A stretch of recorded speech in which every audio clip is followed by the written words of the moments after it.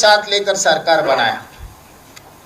उनको ये पता हो गया कि इस देश के जनता जागरूक हो गए, आगे कभी भी 2/3 मेजॉरिटी भारतीय जनता पार्टी को मिलना मुश्किल हो गए। इसीलिए वो संविधान हटाने के लिए, संविधान बदलने के लिए, आरक्षण हटाना है तो 2/3 मेजॉरिटी का जरूरत थे उनको, आज भी जरूरत है।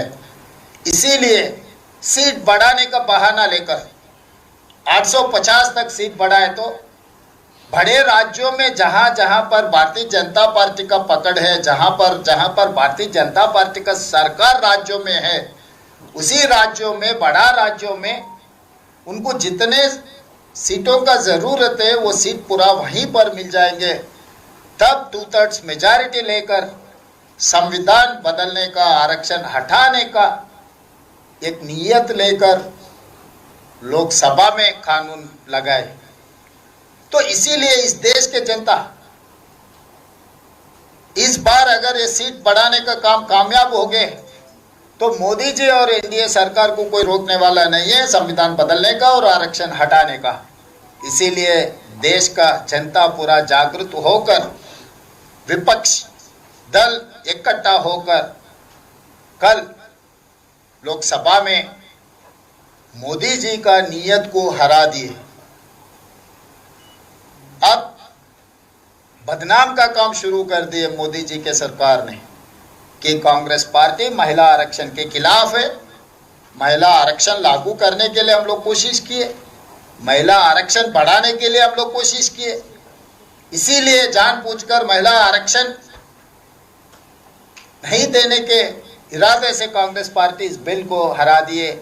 ऐसा गांव-गांव में, गली-गली में शोर मचाने के लिए जो कोशिश कर रहा है। तो मैं ये आश्वासन दिलाना चाहता हूं मोदी जी को, मोदी जी आपका नियत साफ रखो, कानून सही तरीका से बनाओ। महिला आरक्षण के बारे में हमारा नियत को शक मत करो। इस देश में पहली बार महिलाओं को वोट हक दिए कांग्रेस पार्टी ने। यूनाइटेड स्टेट्स ऑफ अमेरिका में महिलाओं को आरक्षण वोट हक मिलने के लिए 150 साल लड़ना पड़ा, मगर इस देश में जैसा ही आज़ाद मिलते ही पुरुष के साथ साथ महिलाओं को वोट हक दिया हुआ है कांग्रेस पार्टी ने। इस देश का राष्ट्रपति, इस देश के प्रधानमंत्री, इस देश के लोकसभा स्पीकर, इस देश में गवर्नर, मुख्यमंत्री, हर कुर्सी में महिलाओं को बिठाए। खासकर हमारा पार्टी अध्यक्ष इंदिरा जी से लेकर सोनिया गांधी जी तक पार्टी के अध्यक्ष, उन्हीं महिलाओं के नेतृत्व में कांग्रेस पार्टी बहुत कुछ की है इस देश में। तो हमारा नियत को शक करने का कोई जरूरत नहीं है। लोकल बॉडीज में महिला आरक्षण लागू किए राजीव गांधी ने।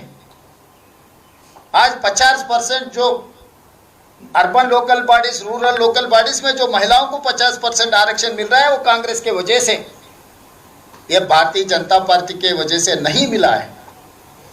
एक उदाहरण मैं देना चाहता हूं। अप्रैल 6, 1980 भारतीय जनता पार्टी शुरुआत हुई।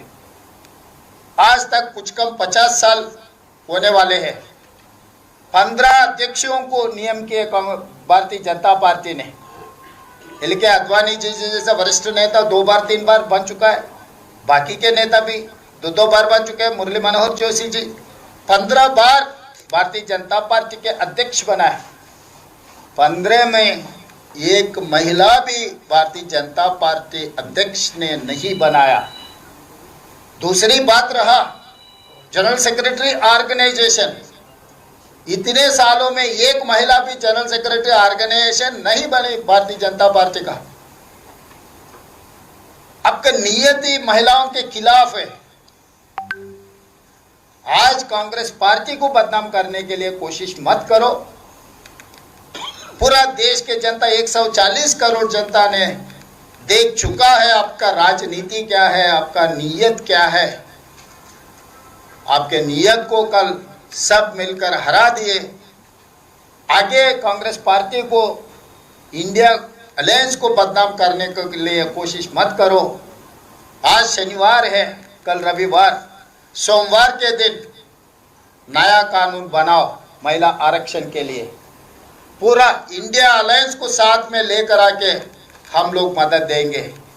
जो 23 में हम लोग मदद किए, कुल के हम मदद देंगे, बाकी विपक्ष देंगे। इसलिए कांग्रेस पार्टी और तेलंगाना मुख्यमंत्री के नाते साधारण राज्यों को मैं साथ में लेकर स्टालिन को, पिनरई विजयन जी को, सिद्धरामैया जी को, चंद्रबाबू नायडू जी को, वैसे ही पुदुचेरी मुख्यमंत्री से, सबसे साधारण मुख्यमंत्रियों से मैं चर्चा करूंगा।